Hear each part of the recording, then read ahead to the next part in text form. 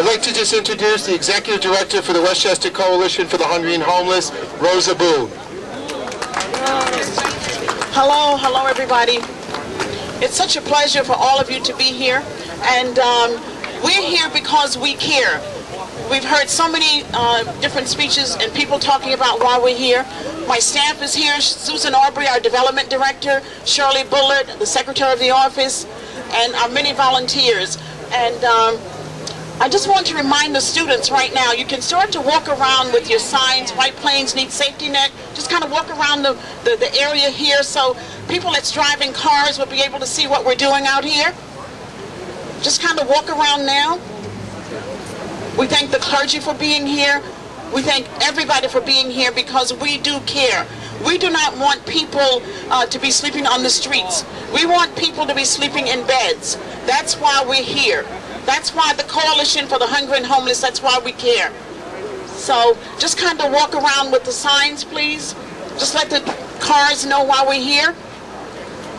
And I know all of you had this a poster or a letter earlier that talked about we hold these truths to be self-evident.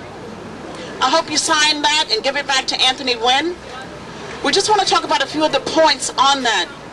Homeless people should not be forced to sleep on the streets of a county as rich and powerful as Westchester. Homeless people should not be forced to freeze to death on the streets of Westchester. Politicians in Westchester should stop their homeless bashing and focus on creating a shelter system that meets basic human needs. Every Westchester community needs access to safety net shelters. Safety net shelters are needed year-round. Everyone deserves a bed, not just a chair. Not just a chair. Do you sleep in a chair? I think we should all be able to answer that.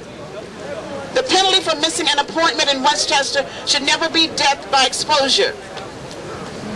Safety net shelters must, at a minimum, offer a safe place to sleep, access to showers and bathroom facilities. We need a staff to encourage and facilitate use of supportive services, a place to store belongings during the day, and most of all, food. Those are the things that we agree, and we sign this paper here, and we'll make action with this. And once again, thank you so much for coming and supporting this effort. Thank you.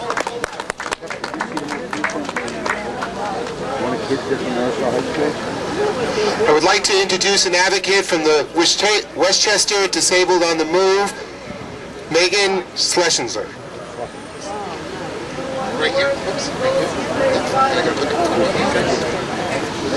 Hey everybody, I'm just here real quick to reiterate a couple things that were said. I want to remind everybody that a very high percentage of the population that is homeless are people with disabilities. They're not to be feared, and it's not their fault. They aren't able to work and they are forced to live off of very small incomes. And you make them sleep on a chair. You know, any person who's able-bodied sleeps in a chair, their back's all messed up the next day and they're not quite with it.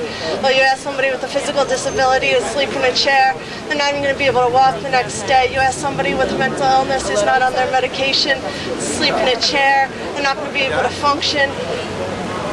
They're not going to be able to function the next day. And institutions are where these people, many of these people will end up. And institutions are the most expensive homeless shelters there are. It would save a lot of money to keep these shelters open, and it would save a lot of people from being institutionalized unnecessarily. These are the poorest, most disenfranchised people in the county, and we need to take care of them.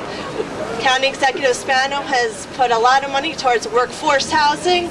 I think they could afford to put some money towards letting the poorest, most disenfranchised, feeble people in our community to give them beds and a safe, warm place to sleep at night. Thank you.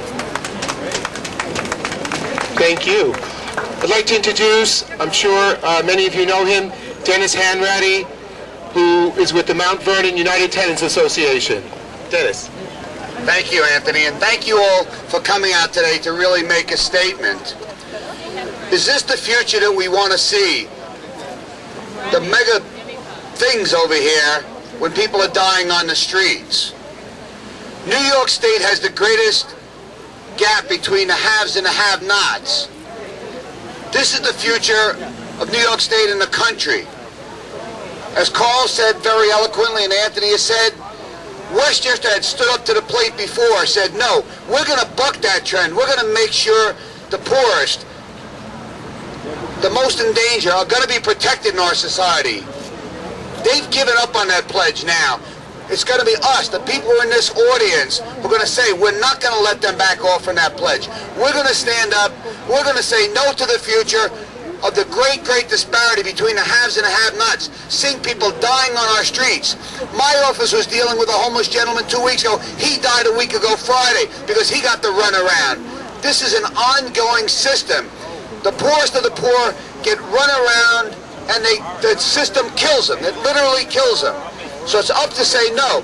That's not the society we want to live in. That's not the culture we want to live in. We want to honor everybody, no matter how much they have, and we want to make sure that the rich pay their fair share and the rest of us get what's due us. Everybody from the poorest to the middle class, everybody deserves to be treated like with dignity and with respect. We need housing. We need housing for every class of people, not just the rich, not just the very rich, not just the medium rich, but everybody. We've got to get towards developing affordable housing for everybody who needs it in this county and provide shelter for those who don't have anything. That's the only thing we as a culture can do, or else we're all guilty. So thank you all for coming out.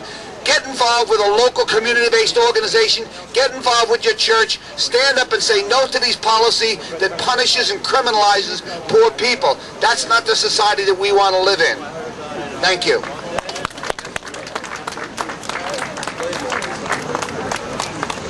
Thank you, Dennis. Thank you, Dennis. We first started out at noontime today. We said we want beds, no chairs. I'd like to hear that real loud.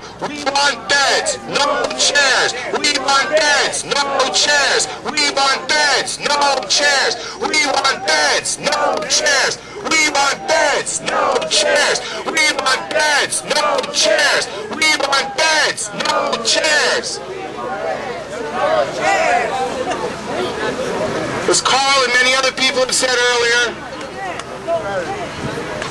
our most heinous murderers or killers at least have a place to lay their head down at night. And if they didn't, there would be many groups suing on their behalf. And I'm sure the courts would rule that it is cruel and inhuman treatment to make someone sleep in a chair. It's cruel.